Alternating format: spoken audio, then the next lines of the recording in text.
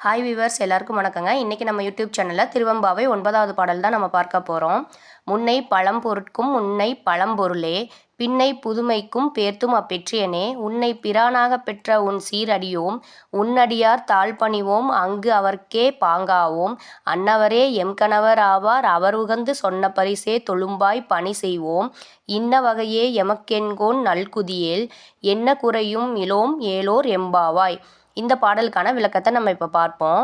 முன்னர் உள்ள பொருட்களிலெல்லாம் மிக பழமையான பொருளாக விளங்கும் சிவபெருமானே, இனி வரவிருக்கும் புதுமைக்கெல்லாம் புதுமையாக அமையும் இறைவனே, உன்னை தலைவனாக கொண்ட அடியவர்கள் நாங்கள். உனது அடியார்களுக்கு மட்டுமே பணிவோம், அவர்களுக்கு மட்டுமே தொண்டு செய்வோம். உன் மீது பக்தி கொண்டவர்களே எங்களுக்கு கணவராக வரவேண்டும். அவர்கள் இடும் கட்டளைகளை ஒப்போடு மேற்கொண்டு பணி செய்வோம்.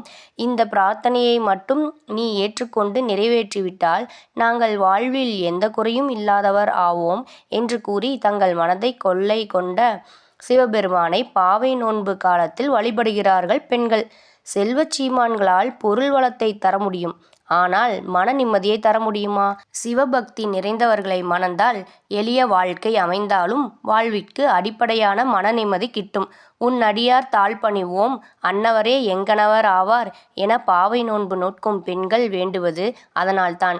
ஆதியும் அந்தமும் இல்லாதவன் சிவன், அவன் முழுமுதற் பொருள் என்பதை உணர்த்துவதற்காக முன்னை பழம்பொருட்கும் முன்னை பழம்பொருள் என குறித்தார் மணிவாசகர். என்னங்க, இன்னைக்கு இந்த நிகழ்ச்சி பிடிச்சிருக்குன்னு நினைக்கிறேன். இந்த நிகழ்ச்சி பிடிச்சிருந்தா லைக் பண்ணுங்கள், கமெண்ட் பண்ணுங்கள், ஷேர் பண்ணுங்கள். மறந்துடாதீங்க வியூவர்ஸ், சப்ஸ்கிரைப் பண்ணுங்கள். பை.